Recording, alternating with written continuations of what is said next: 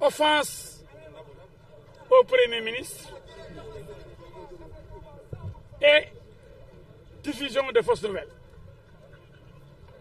Vous avez tous assisté à cette audience qui vient de s'achever et qui a démarré depuis ce matin. Depuis quand au Sénégal existe-t-il le délit d'offense au Premier ministre? C'est ridicule.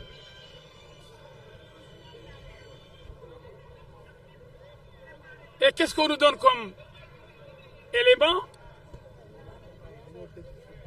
On dit que le Premier ministre, par son pouvoir de contre-saint,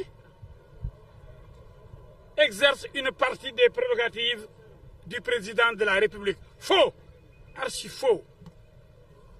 C'est la Constitution sénégalaise, en son article 43, qui donne le pouvoir de contre-saint au Premier ministre, qui doit contresigner les décrets signés par le chef de l'État, président de la République. Donc le pouvoir de contre-saint n'appartient guère au président de la République pour qu'il puisse le donner au Premier ministre. C'est la Constitution qui donne ce pouvoir au Premier ministre. Donc, erreur par rapport à cette infraction donc, qui est visée et qui n'existe pas. Nous l'avons démontré à suffisance. Donc, nous n'avons pas de problème avec la première infraction. La deuxième infraction visée, diffusion de fausses nouvelles. Vous étiez dans la salle. Aucune nouvelle n'a été déclarée fausse. Rien. Tout a été prouvé. Bah Diakhaté a fourni toutes les preuves qu'on lui a réclamées. Donc, qu'on nous montre une seule fausse nouvelle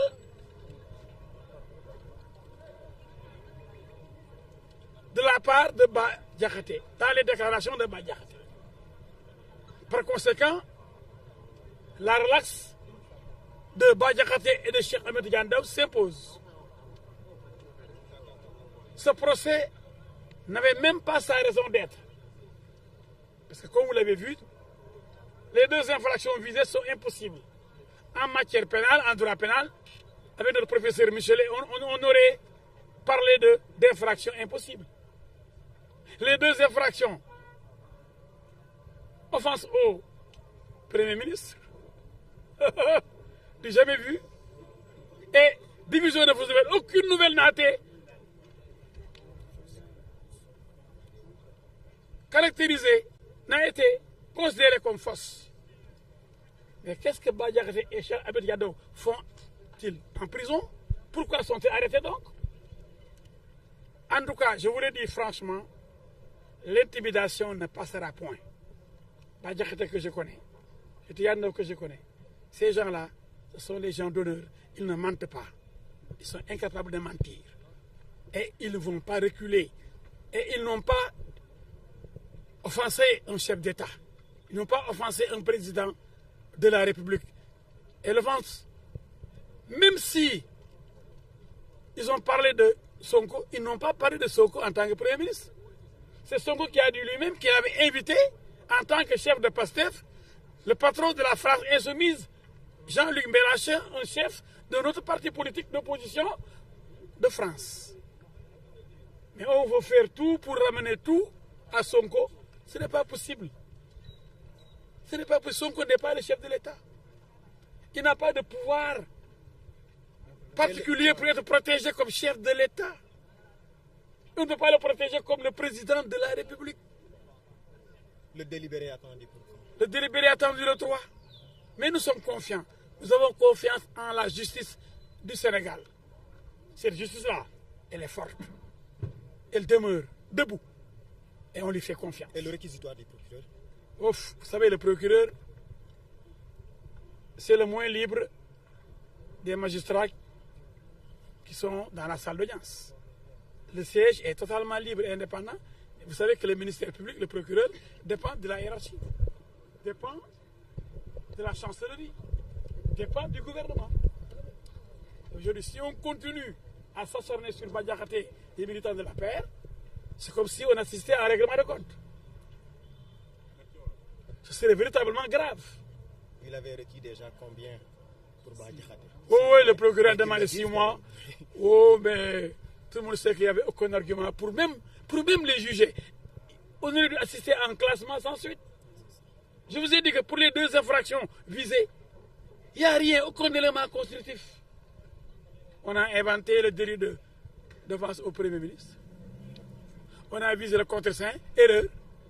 L'erreur est humaine. C'est que le parquet s'est trompé. Et pour la division de fausses nouvelles, aucune nouvelle fausse n'a été brandie là-bas. Tout a été prouvé par Bah Diakhaté.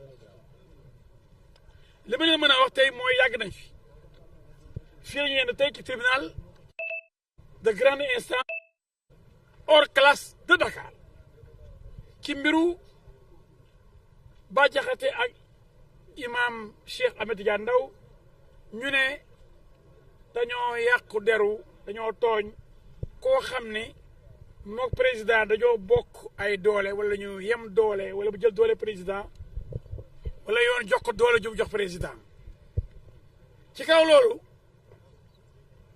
procureur bi topp Bah Diakhaté ak imam Cheikh Tidiane Ndao nee na contre-saint mooy signature bi premier ministre def bu président signé ba pare loolu premier ministre bi mu ko amee kon président moo ko jox kon président ci dooleem la joxe premier ministre contre-saint ñu ko déedéet kay constitution article 43 moom moo ni yow premier ministre da nga am droit di contre-signer bu président signé par décret kon kay du mbiru président mbiru premier ministre la premier ministre moom contre-saint Ousmane Sonko moom contre-saint donc président Bassirou Diomaye mayu ko lu moom la procureur dafa juum ni président moom may premier ministre muy contre-signé muy contre-saint kon liñ toppoon Bah Diakhaté ak imam Cheikh Ahmed Tidiane Ndao ci offense au président ou à une autorité ayant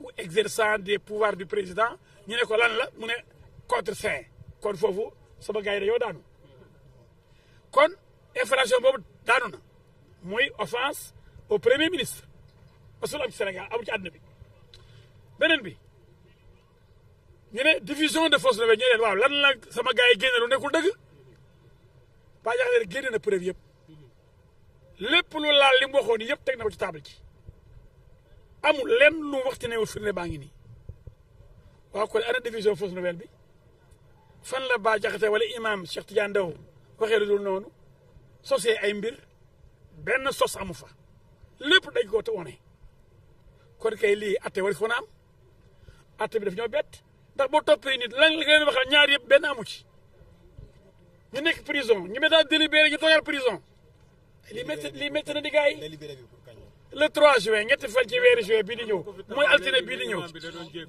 loolu amul imaam dafa ni bu dee li ma wax man jullit laa métti na beneen nit maa ngi jégalu ndax nit da ngay jégalu sa morom même tabaski da ngay ko defal dara naan ko baal ma àq bu dee mën naa laa tontu yëgu ma ko waaye moom tooñul kenn li mu wax daf koo xam teg ko ci ay firnde yu leer waaye nag Sénégal réew waxkat la wax rek wax ak sos rek lañ fi nekkee léegi procureur ngeen nañ te jaay juróom-benn weer saa mu indi benn dara sun loxo waaye juróom-benn weer ku ko deful dara yéen ma ngeen ko gis moo tax ñun daal suñu xel dal na ndax ñi atte moom ñoom moom seen bopp procureur nag moom ñëpp xam nañ ni jàmbaar la waaye nag dafa am ñu ko chef dafa am ay ordre yi muy jot te loolu noonu la suudee du doxee nag kon bu mu leen bett procureur bu demandé woon 30 000 ans pour ñoom du ñu bett mais li wóor mooy ñi atte moom ñoom ñett yi atte ñoom dañuy tëj lépp ci yoon ñoom nekkul fi kenn ku dul li yoon wax rek dëgg rek ak seen tray bàmmeel.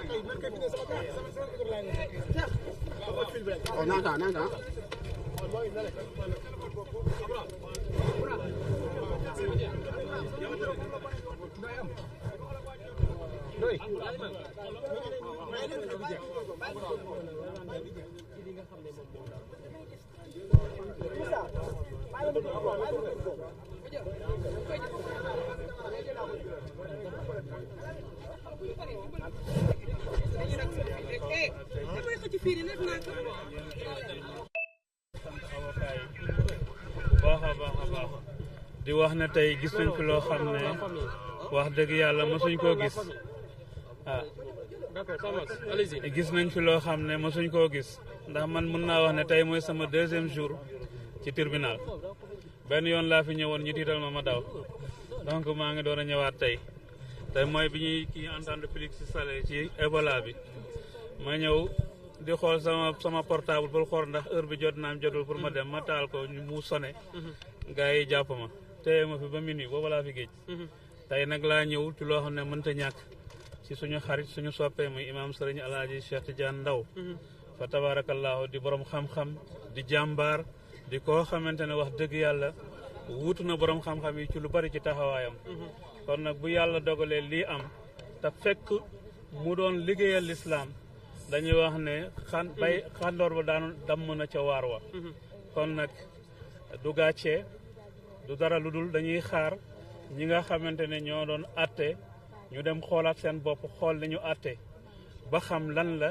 ñu dogal li ñuy dogal waaye wa ala kulli xaal nañu ragal yàlla ci li ñuy def nañu ànd ak dëgg nañu ànd ak itam maanaam neutralité ba li nga xamante ne mooy yoon ñu teg ko fa tabarakallahu famille Cheikh Ahmed Tidiane Ndaw ñu ngi sant ñëpp di gërëm ñëpp tabarakallah di wax ne rek incha allahu lundi bii di ñëw.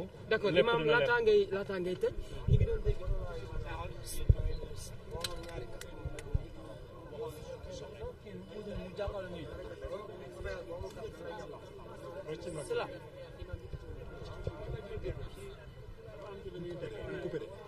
ba ci fil bi da nga jox